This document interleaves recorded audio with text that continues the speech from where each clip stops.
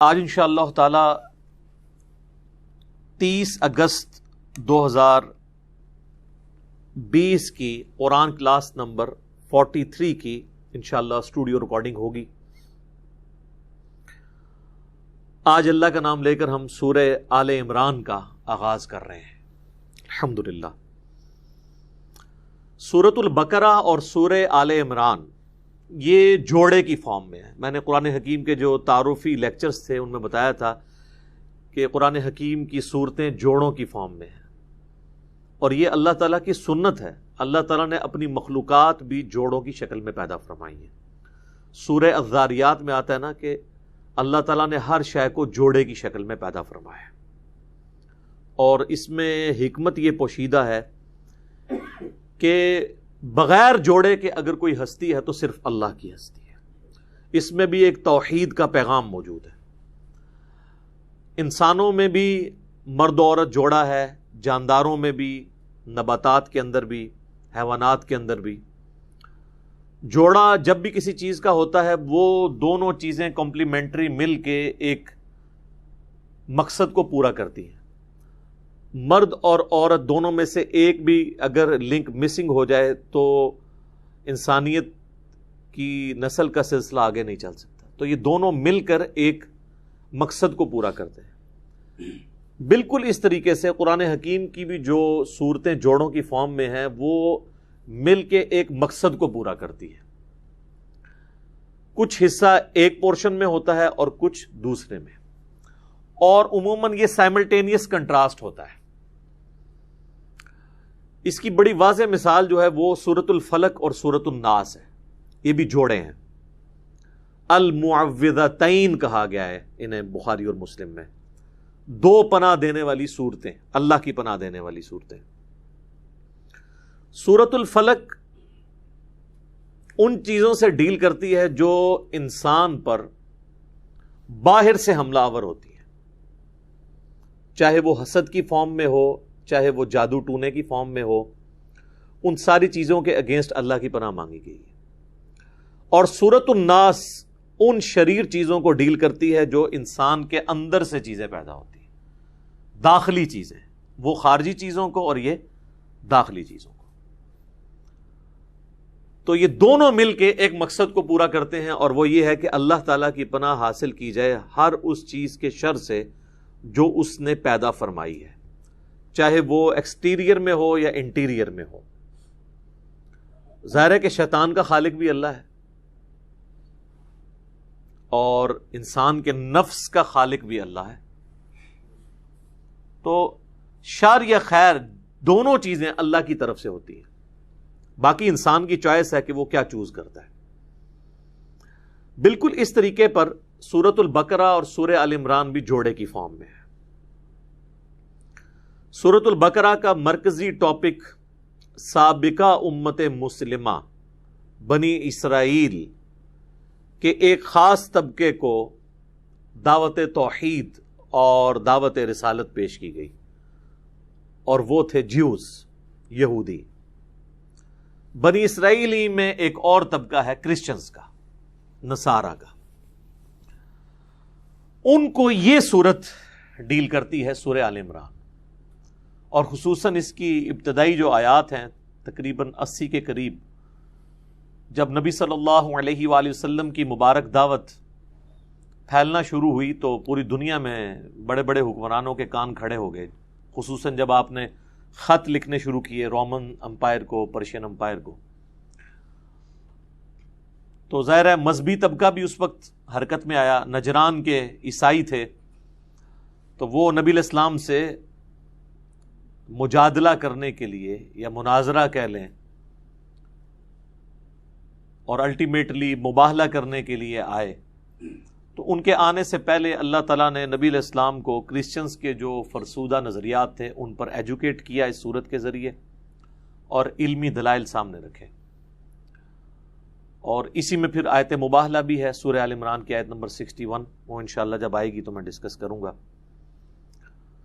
تو اس صورت کا مرکزی ٹاپک سابقہ امت مسلمہ بنی اسرائیل، ان میں سے بھی جو کرسچنز ہیں ان کی غلطیوں کو ہائی لائٹ کرنا اور دعوت حق ان کے سامنے رکھنا، یہ مرکزی ٹاپک ہے۔ اس کے علاوہ اور ٹاپک بھی آئے ہیں۔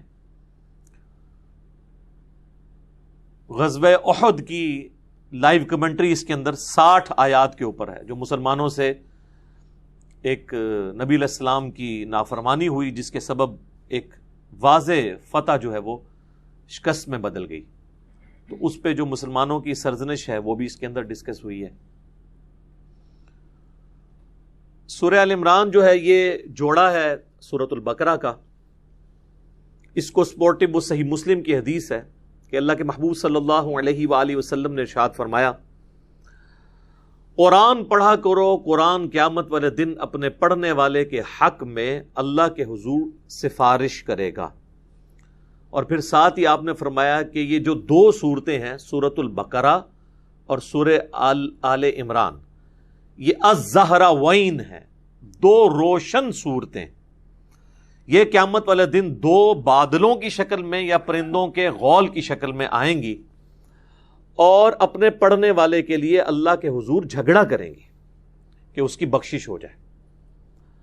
تو یہ اسپیسیفکلی نبی علیہ السلام نے ان دونوں صورتوں کا ذکر کیا، جس میں یہ اشارہ موجود ہے۔ آپ نے ان دونوں کو ملا کر کہا الزہراوین، 2 چمکدار صورتیں، تو یعنی یہ جوڑے کی فارم میں نازل ہوئی ہیں۔ پھر اس صورت کا جو اینڈ ہے وہ بھی بڑا جاندار ہے۔ بخاری اور مسلم دونوں میں حدیث ہے کہ نبی صلی اللہ علیہ وآلہ وسلم جب تہجد کے لیے اٹھتے تھے تو آپ صلی اللہ علیہ وآلہ وسلم وضو کرنے سے پہلے آسمان کی طرف دیکھ کر سورہ آل عمران کی 11 آیات پڑھا کرتے تھے، نماز میں نہیں، وضو کرنے سے بھی پہلے۔ ان فی خلق السماوات والارض واختلاف اللیل والنہار، آنورڈ اینڈ تک۔ جس طرح سورۃ البقرہ کی آخری 3 آیات بہت اہم ہیں، جن پہ میں نے پورا لیکچر پچھلا دے دیا تھا 42 قرآن کلاس، اسی طریقے سے سورہ آل عمران کی بھی جو آخری 11 آیات ہیں وہ سورۃ البقرہ سے بھی آپ سمجھ لیں زیادہ جاندار ہیں اپنے مضمون کے اعتبار سے، دعاؤں کے اعتبار سے۔ اسی لیے ان 11 آیات کے اوپر میں نے ایک بڑا ڈیٹیل لیکچر الگ سے ریکارڈ کروایا تھا، مسئلہ نمبر نیو 64 کے عنوان سے۔ ہدایت تک پہنچنے کے لیے 5 بنیادی سٹیپ کیا ہیں، وہ ان 11 آیات کی روشنی میں۔ اب یہ چونکہ جوڑا ہے تو جوڑے میں کچھ چیزیں کامن ہوتی ہیں، کچھ ریسیپروکل ہوتی ہیں۔ کامن چیز آپ دیکھ لیں کہ سورۃ البقرہ کا آغاز بھی الف لام میم سے ہو رہا ہے، اور سورہ آل عمران کا آغاز بھی سیم انہی الفاظ کے ساتھ ہے۔ سورۃ البقرہ کے آغاز میں بھی اللہ تعالیٰ نے قرآن کی تعریف کی ہے، ذالک الکتاب لا ریب فیہ، اور سورہ آل عمران کے آغاز میں بھی آپ کو قرآن کی تعریف ملے گی، اور اس سے نیکسٹ، اس سے بہتر فارم کے اندر، کیونکہ تورات اور انجیل کا ذکر آئے گا اور پھر الفرقان کا ذکر۔ تو جس طرح ایک جوڑے کے اندر کچھ چیزیں کامن ہوتی ہیں اور کچھ مختلف ہوتی ہیں، بالکل اس طریقے سے ان صورتوں کے جوڑوں کے اندر بھی کچھ چیزیں کامن ہوتی ہیں، جس سے پتہ چلتا ہے کہ یہ جوڑے کی فارم کے اندر ہے۔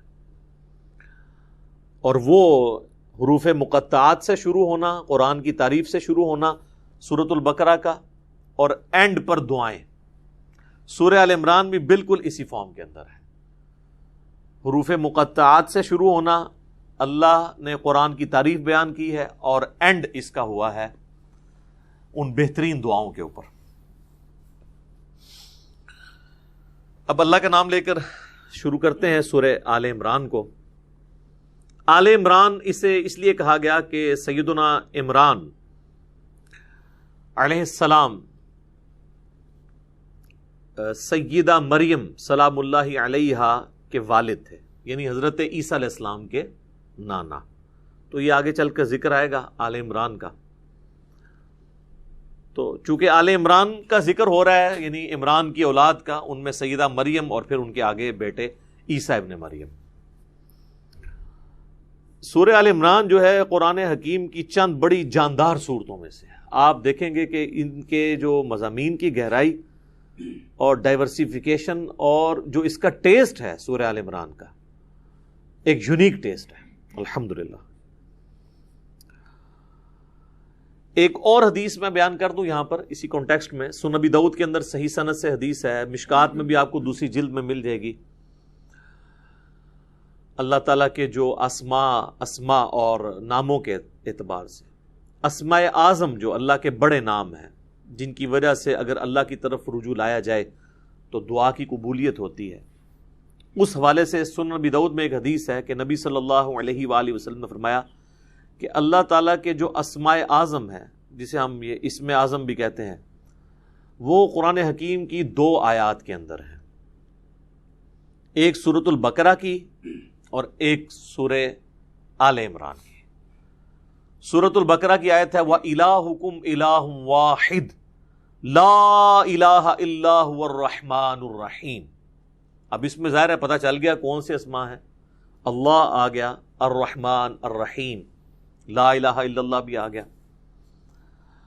اور پھر آپ علیہ السلام نے آل عمران میں شروع کی آیات تلاوت کی, الف لام میم اللہ لا الہ الا هو الحی القیوم.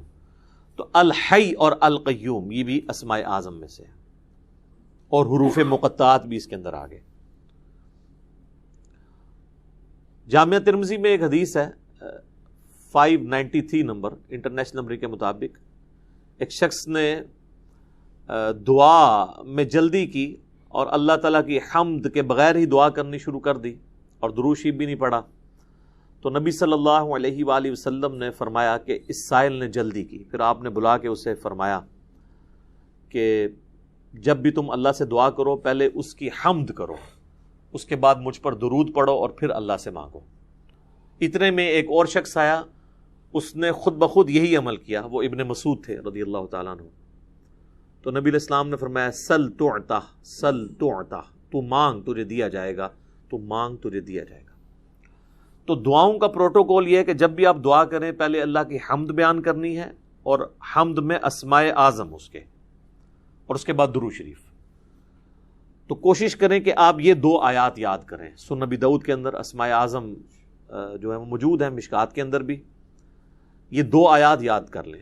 ایک تو حدیث میں اس کا ذکر آ گیا, دوسرا قرآن کے اندر یہ موجود ہے وَإِلَٰهُكُمْ إِلَٰهٌ وَاحِدٌ لا الہ الا هو الرحمن الرحیم. یہ سورۃ البقرہ اور سورہ آل عمران. الف لام میم اللہ لا الہ الا هو الحی القیوم. تو ان 2 صورتوں کے اندر نبی علیہ السلام فرمایا کہ اللہ تعالیٰ کے اسماء اعظم موجود ہیں. تو یہ آپ پڑھ لیں, اس کے بعد آپ درود شریف پڑھ کے تو دعا مانگیں.